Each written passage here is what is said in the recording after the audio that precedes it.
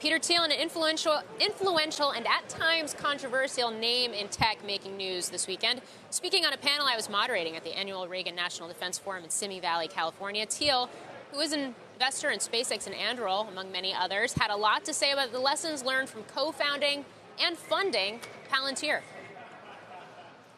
In both cases, took a wickedly long time, probably close to a decade, to start getting significant contracts from the U.S. military, and in some ways they were not conventionally venture fundable. I personally funded Palantir. Elon personally funded SpaceX.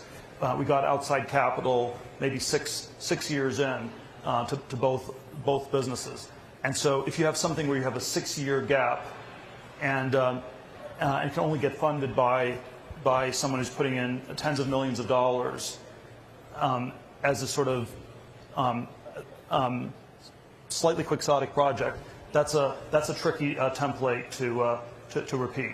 So I think there definitely are lessons one can learn from Palantir and SpaceX. We made a lot of mistakes. There may be ways to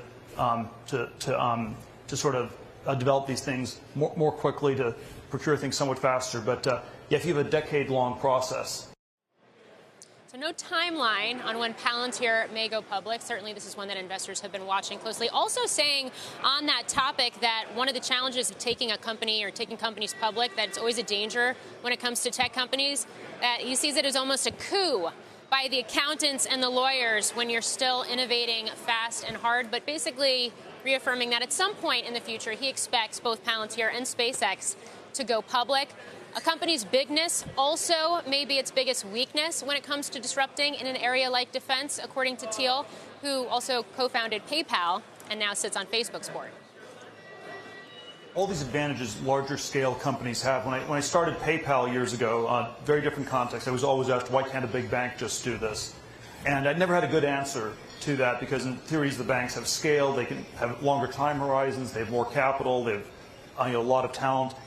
And I think the general answer is that it's just the internal politics are unbelievably bad, and this is true not just of large parts of the government. It's also true of a lot of large corporations become incredibly politicized in ways that are not good for innovation. So I think you can acquire a technology company at that point where you don't need to innovate anymore.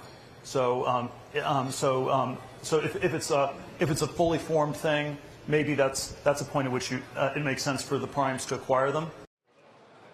Now, he also did once again weigh in on, as we just talked about at the top of the hour, the fact that Google had pulled out of its military work with Project Maven last year here in the U.S. while still continuing to have its AI research capabilities in China, talking about that and reaffirming this notion of AI, artificial intelligence, as a dual-use technology and one that could be first applied where defense, national security, and military is concerned, which is why he sees that as such a cause for concern. He weighed in on this idea of reframing this ethical debate, basically saying it's not an ethical debate, but, around companies, American companies, tech companies, working with the U.S. military. Sure it is. But so did the rest of the panel, and it was an all-star panel, and I think there's sort of this notion, this theme that came out throughout the weekend of this idea, if you're not working, sure, you need guidelines, you need regulations, but if you're not working with the U.S. military, there still is this civil-military fusion situation based on the Constitution that is happening in China and creating an AI arms race. If you think that what the U.S. government is doing at the border, say, is fundamentally immoral, then sure, there's an ethical question there. I'm not saying which way people should come down on, but I'm going to ask you a hard question. Sure. Because you're a very smart person, you talk to a lot of smart people there. Well, thank you, John. What is, and I'm not smart on this stuff, what is the U.S.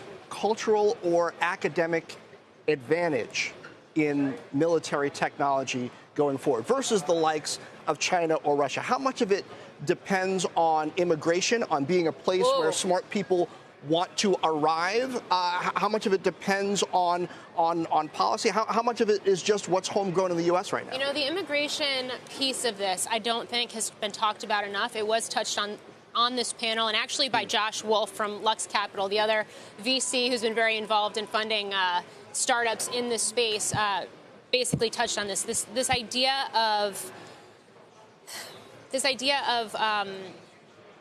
he didn't use this word, but almost like patriotism and being beholden to the country, the fact that Silicon Valley has its roots in electronic warfare, that so much of what came out of Silicon Valley, the earliest funding was from the U.S. military, but that the immigration piece is involved because when you have engineers, when you have technologists that are coming from other countries to come and work and then maybe go back to their countries, they don't have that same sort of feeling that they want to work for the U.S. military, or what that they if Peter feel Thiel's like friends, it's a patriotic effort. Yeah, Max Levchin, what if he had gone back? Obviously didn't want to. Elon Musk, right? Just look at the PayPal guys. There have been Larry Page at Google. I mean, it's Sergey Brin, I should say, not Larry Page. But so many of the companies that we're talking about right now, even involved in this military issue, immigrants. And I suspect you're going to hear more about this piece of the discussion. And especially at a company like Google. I think the majority of Silicon Valley, and Mike Brown, the head of the Defense Innovation Unit, who's also was on this panel, also the former CEO of Symantec, basically said he's finding that the vast majority of companies in Silicon Valley in the tech community are not like Google. But I think perhaps you're going to start to see more scrutiny of the types of employees that are within the ranks when national security is part of the debate. Chinese nationals, for example, at a time where there's this idea of an AI arms race, an innovation arms race, or a so-called tech Cold War playing out.